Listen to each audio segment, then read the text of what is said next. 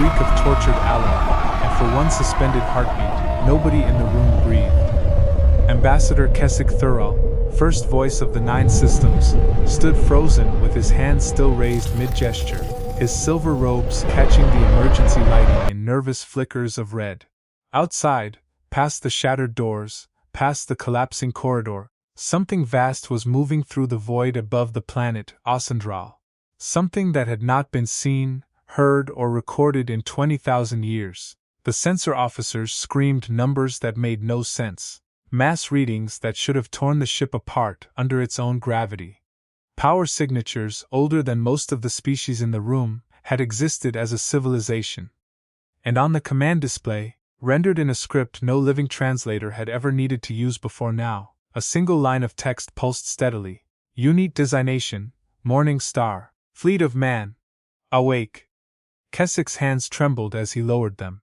That's impossible, he whispered. There is no fleet of man, there is no man. The humans are extinct. They have been extinct for 200 centuries. But the ship in the sky did not care what the Vondrahi ambassador believed. It simply continued its slow, deliberate descent. Engines humming a note that vibrated in the teeth of every being who heard it. As if the universe itself were remembering something it had tried very hard to forget. 3 days earlier, none of this had begun with warships or ancient fleets. It had begun with a dying archive, drifting in the debris field of a system so far from civilized space that most star charts didn't bother naming it. The wreck was called the Long Dusk by the salvage crew who found it, a scavenger vessel crewed by a ragtag band of Faradani prospectors, searching for pre-collapse technology to sell on the black markets of the Ninth Ring. Their captain, a weathered old spacer named Toru Besk, had spent 30 years combing dead systems for scraps of the past, and he had learned to recognize when a wreck was different. This one was different. It was untouched. It was old, older than the maps could explain, and it was still, impossibly, broadcasting a heartbeat of power deep within its hull. Toru's crew found the archive vault 3 levels down, sealed behind doors that had not been designed by any species currently catalogued in the Galactic Registry. Inside they found records, thousands of them, images of a blue-green world with 2 moons in its sky. No, 1 moon, the second was clearly a habitat ring, artificial, ancient beyond ancient, faces, so many faces, all variations on a single body plan that matched no known sapient species, and a name, repeated over and over in a language the ship's translator struggled to parse. Earth. Humanity. The first fleet, it was Toru's youngest crew member, a nervous data runner named Pell, who made the mistake that changed everything. Digging through corrupted archive fragments looking for anything sellable, she triggered what she thought was a simple data unlock request. It was not simple. It was a distress beacon, buried 20,000 years deep in dormant code, waiting for exactly one thing: confirmation that humanity's homeworld was still out there, still safe, still worth protecting. When the system received no such confirmation, when it searched every accessible database and found not one single reference to a living human anywhere in the galaxy, it did not shut down. It did something far worse.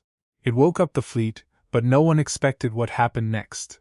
300 light-years away, buried in an asteroid belt that had been mapped, surveyed, and declared empty by 4 separate galactic surveys over the past 10,000 years, something began to move. The rocks themselves were not rocks. They were hulls, camouflaged and dormant, arranged in a formation that from any angle looked like natural debris.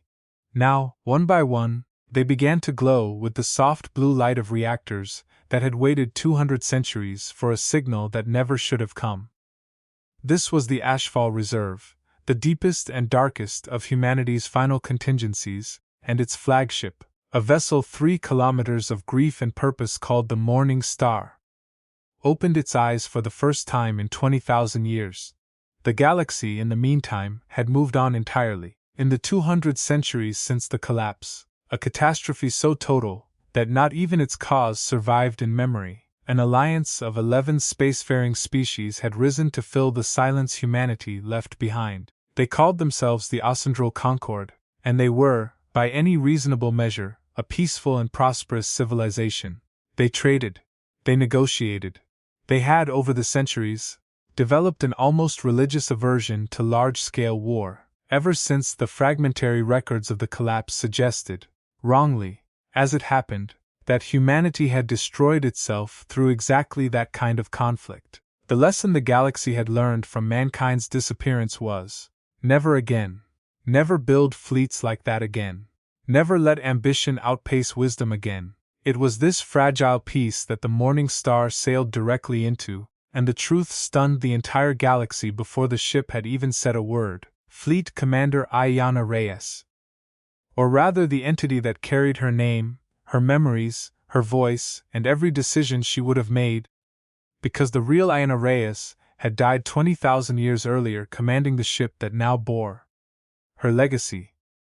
Stood on the bridge of the Morning Star, and looked at the readouts with something that might have been grief, if a construct built from compressed human consciousness could grieve. The ship's mind, forged in humanity's final desperate years from the pattern scan of its most decorated admiral, had one directive above all others. Protect Earth, protect the fleet, protect what remained of humanity, no matter how long it takes. It had waited 20,000 years for a wake signal that was supposed to mean help had finally been found. Instead, it had woken to a galaxy that had never even heard of the species it was built to defend. Location of Earth, location of any human colony, location of any human survivor.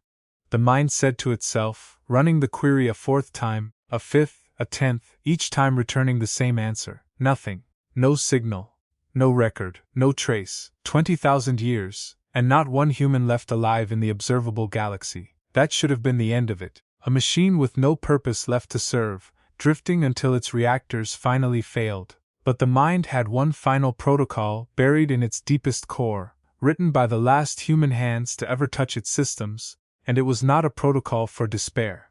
It was a protocol for hope. If humanity could not be found, the mind was to find whoever now lived among the stars, and it was to learn, carefully, patiently, without triggering the ancient safeguards against unprovoked aggression, whether the galaxy they inherited was worth protecting in humanity's place. It was, in the truest sense, humanity's final act of compassion. Even in extinction, leave something behind that still tries to help. So the Morning Star did not attack Ossendrol. It did not even arm its weapons.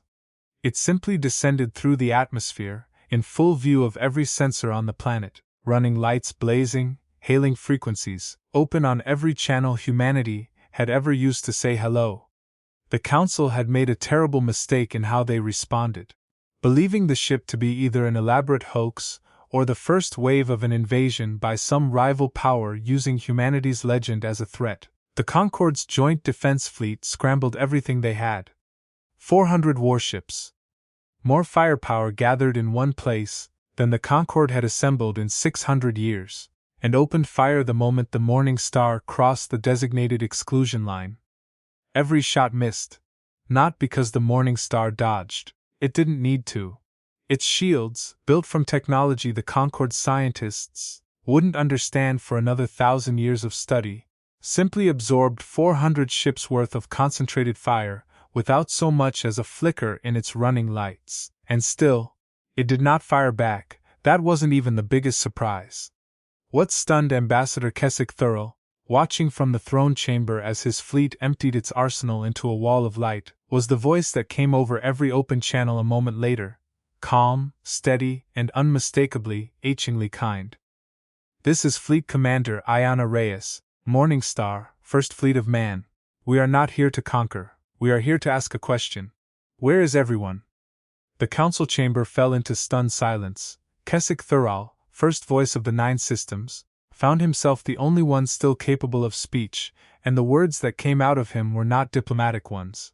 They were simply honest. "You're too late," he said, his voice cracking. "Whatever you're looking for, whoever you're looking for, they've been gone for 20,000 years. There's nothing left." There was a long pause on the channel. When Commander Reyes spoke again, her voice carried something that made every listening being's chest ache in a way none of them could name. "Then we're not looking for them anymore," she said. "We're looking for you. Tell me about your galaxy, Ambassador. Tell me who needs protecting now." It would have been easy, expected, even, for the story to end there, in a tidy resolution of misunderstanding and diplomacy. But nobody knew what the human ship was hiding, and it was Pell, the young Faridani data runner, who had first triggered the beacon, who forced the truth into the light 3 days later, when she arrived at Ascendral aboard the Long Dusk, demanding to speak to whoever was in charge of the ancient warship. She had not come to claim credit.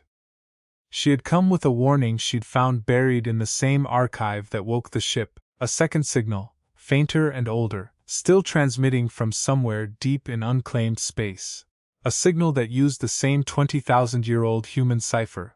A signal that meant one word, translated across the very last barrier between two ages: survivors. The Morning Star's mind processed the data in less than a second, and felt, for the first time in 20,000 years, something it did not have a protocol for. Its weapons stayed silent, its engines began to hum a different note entirely. "There may be humans alive," Commander Reyes said to the assembled Concord Council, and her voice this time was not steady at all.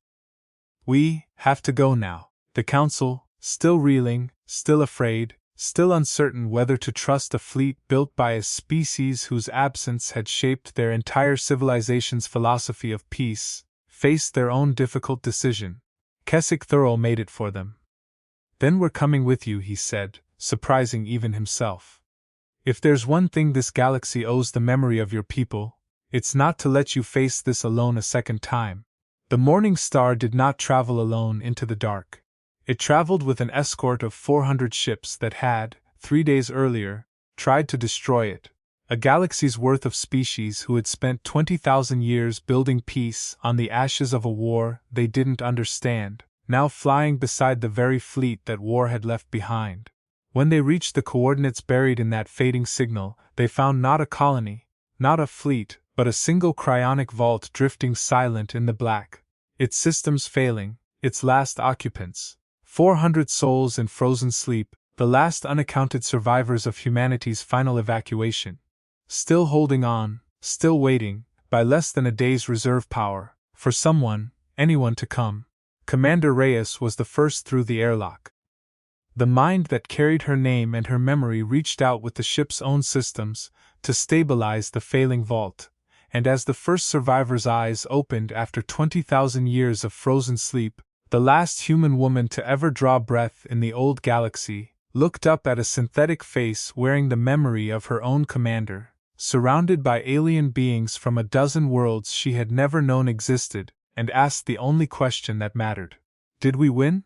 Ayanna Reyes, construct and legacy, and last guardian of a species reborn in a single frozen breath, knelt beside her and smiled, and for the first time in 20,000 years, meant it completely.